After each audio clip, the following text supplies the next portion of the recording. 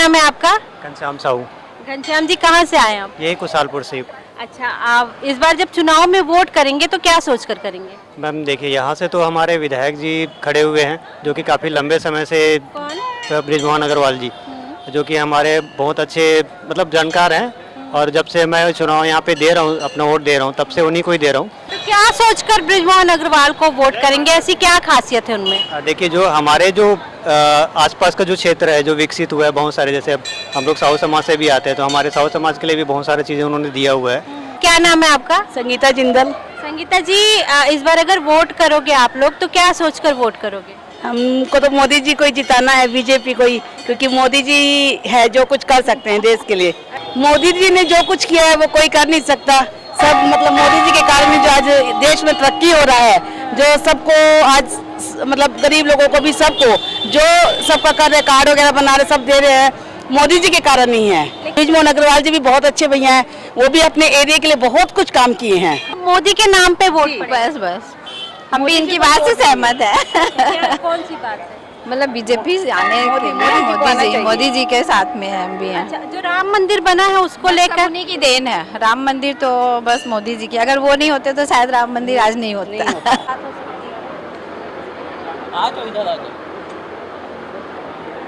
तो आप मुझे एक बार नंबर दीजिएगा उनका, और एक बार आप भी थोड़ा सा ट्राई कर लीजिए, पूछ लीजिए।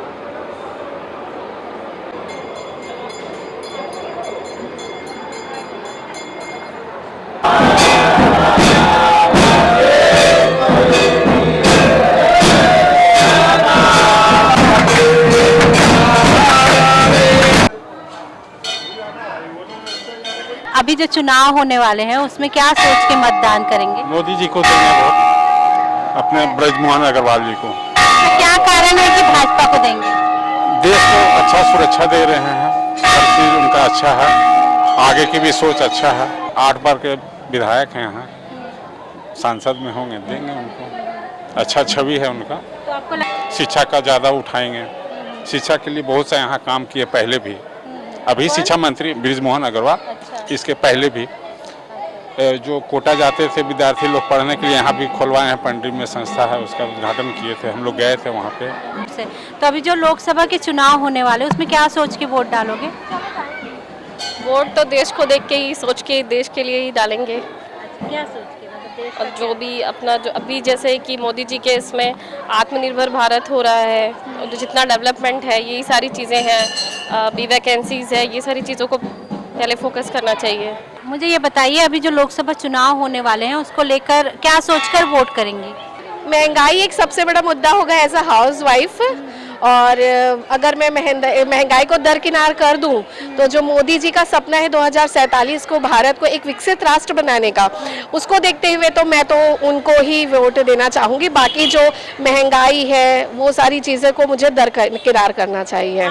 बहुत ही अच्छे व्यक्ति हैं बृजमोहन अग्रवाल जी, हम उनको बहुत पहले से जानते हैं। इवन उनको मेरे पिताजी ने पढ़ाया है।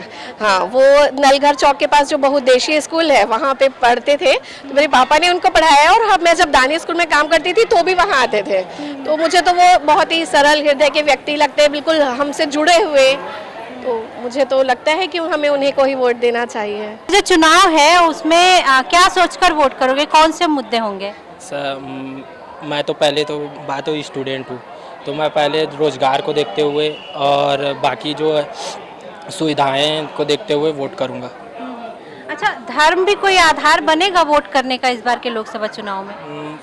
ऐसे तो मुद्दा स्टूडेंट को नहीं उठाना चाहिए कि धर्म के आधार पर वोट करे, बट हो सकता है कि धर्म एक मुद्दा बने, रिलीजन एज अ बुजुर्गों के लिए। लेकिन अभी तो आप महामाया मंदिर में खड़े हो और आप बुजुर्ग भी नहीं हो, तो धर्म तो आपके लिए भी मायने रखेगा। हाँ, मायने रखता है, बट मैं वोट में ये धर्म का वो नहीं करूँगा पक्षपात, जैसे कि कार्य और वो देखते हुए मैं वो करूँगा, वोट करूँगा। आपके क्षेत्र से लोकसभा के लिए जो खड़े हैं उनको जानते हैं आप? हाँ, बृजमोहन अग्रवाल जी और विकास उपाध्याय जी।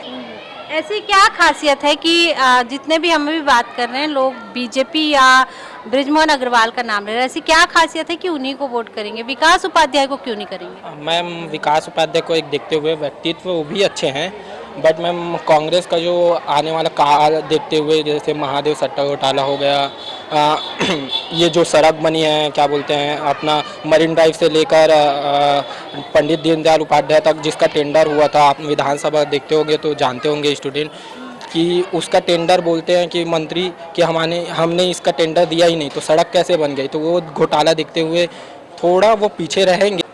क्या नाम है आपका? देव ठाकुर। तो इस बार जब वोट डालने जाओगे आप देव, तो क्या सोचकर वोट डालोगे? कि मैं पहले तो चेंजेस देख रहा हूँ, जो हमारे आसपास जो चेंजेस हुए, जब बीजेपी आया, जब मोदी जी आए, जब योगी आदित्यनाथ जी अपने पद को ग्रहण किए, उसके बाद जो चेंजेस आए, बड़े ग्रेट चेंजेस आए। ये चेंजेस मैंने 70 साल में नहीं देखे थे, मतलब 70 साल इन से मैं तब पैदा नहीं हुआ था भले ही, बट वो चेंजेस मैंने पढ़े हैं प्लान्स ईयर में, हिस्ट्री में, इकोनॉमिक में मैंने वो चेंजेस पढ़े हैं।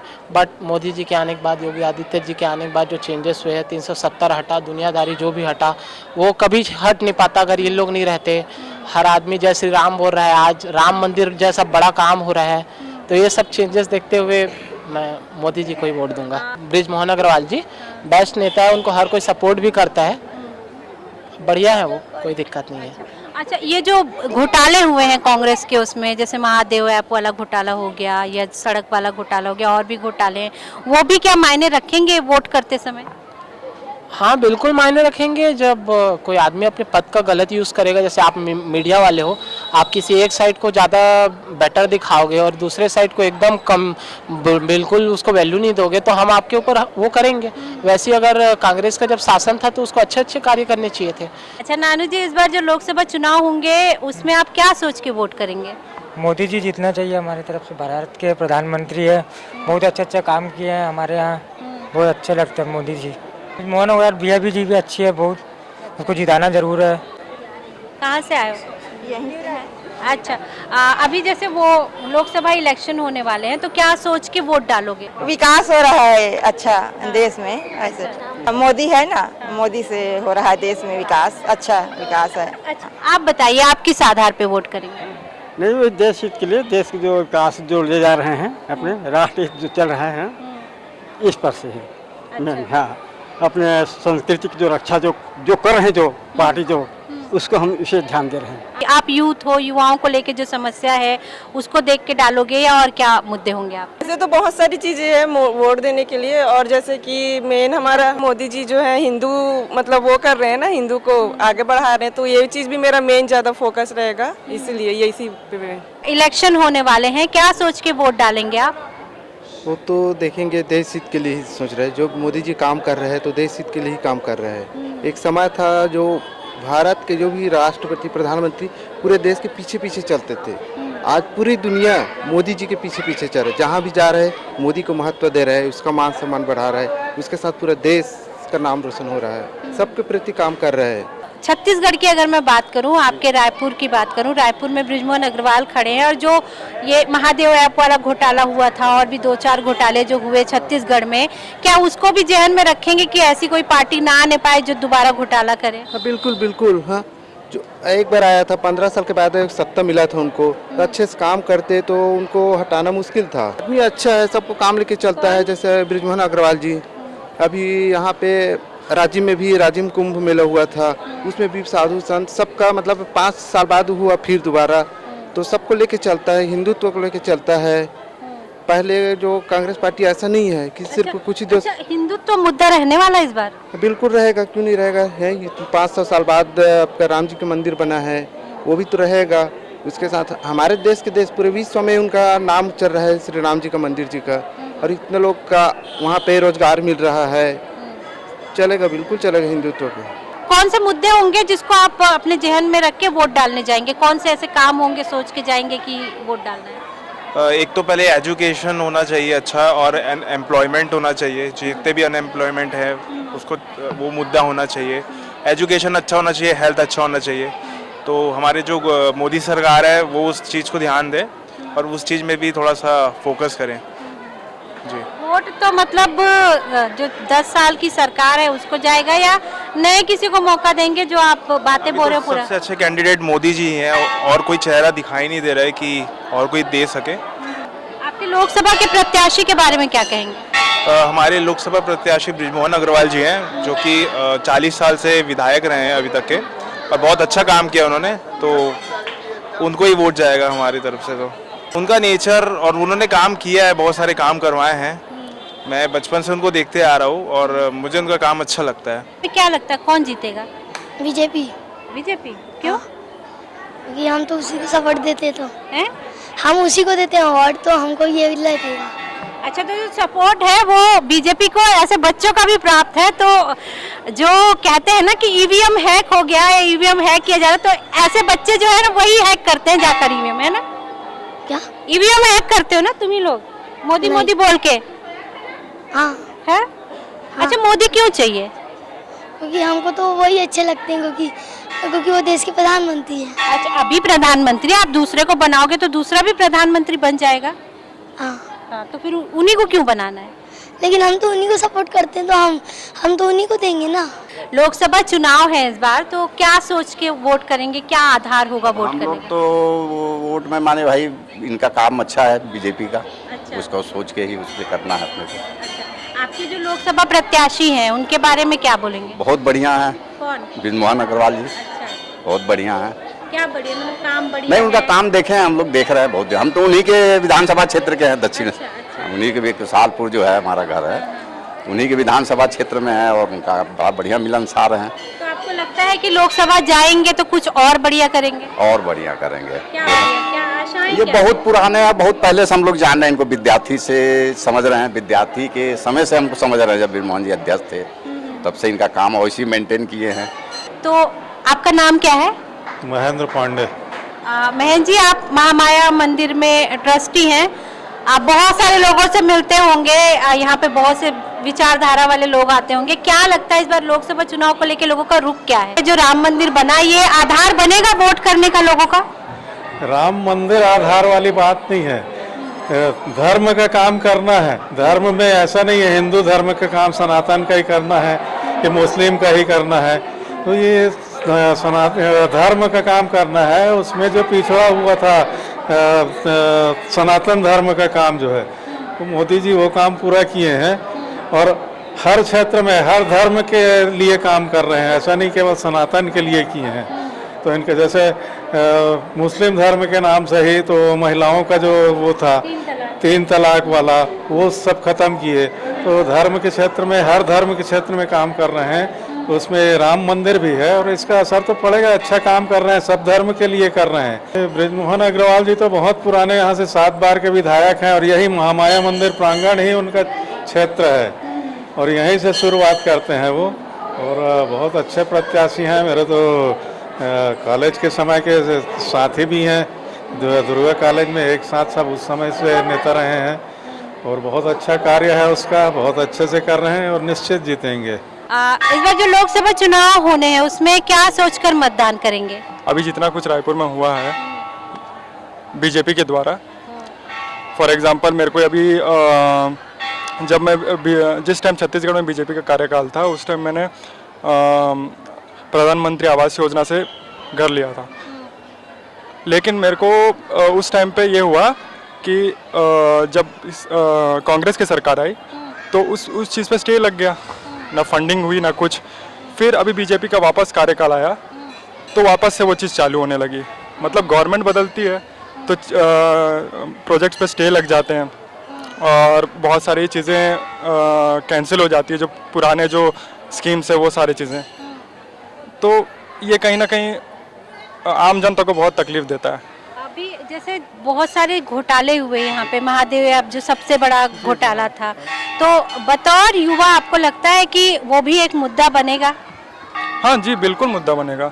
जो भ्रष्टाचार हुए हैं और जो पहले भी हो चुके हैं, अभी भी मतलब कांग्रेस का ये मोटो रहा है कि गरीबी हटाओ। 70 साल देख रहे हैं गरीबी हटाओ गरीबी हटाओ, आज तक पता नहीं 70 साल से क्यों नहीं हटी है गरीबी। भरोसा होता है राहुल गांधी जो बोलते हैं मंच पर खड़े होकर बड़ी बड़ी बातें, अभी 1 लाख महिलाओं को देने की बात हो रही, भरोसा होता है इन वादों पर कि वो अभी मैच्योर हो ही रहे? तो अभी मैच्योरिटी का टाइम तो नहीं है।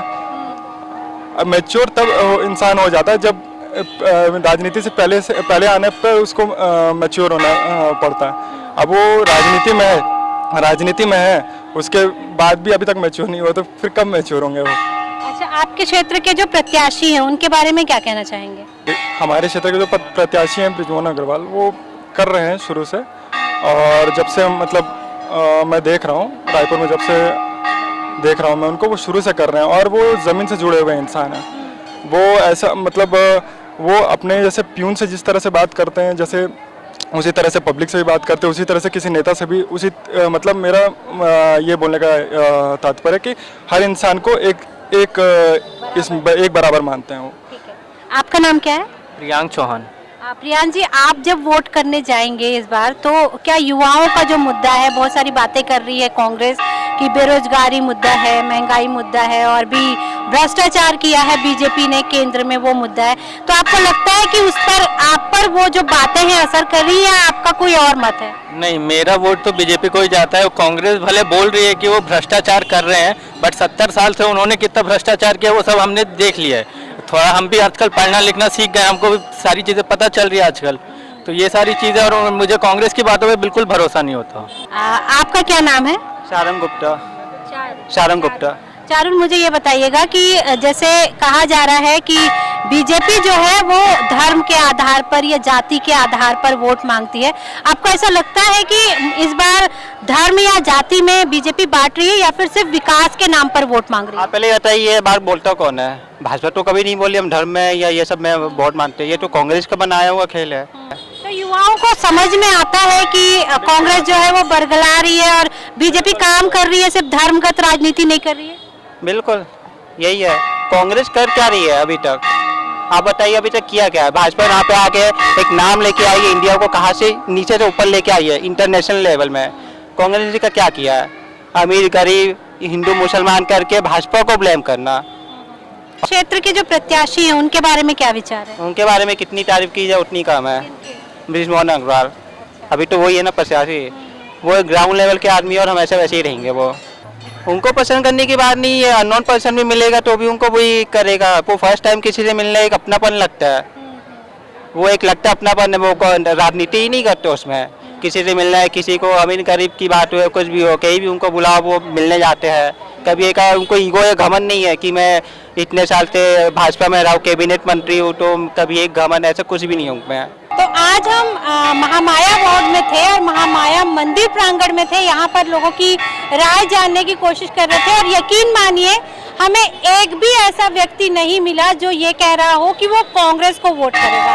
अब ऐसे में अगर बीजेपी एक तरफा जीतती है तो कांग्रेस या विपक्षी दल यही कहेंगे कि ईवीएम हैक हुआ है, लेकिन दरअसल ईवीएम हैक नहीं हुआ है, लोगों का जो मन है वो हैक हो गया है और वो बीजेपी की तरफ है, ये साफ दिख रहा है। कैमरा पर्सन सुधीर के साथ नीलम शुक्ला देवांगन, दर्श मीडिया न्यूज।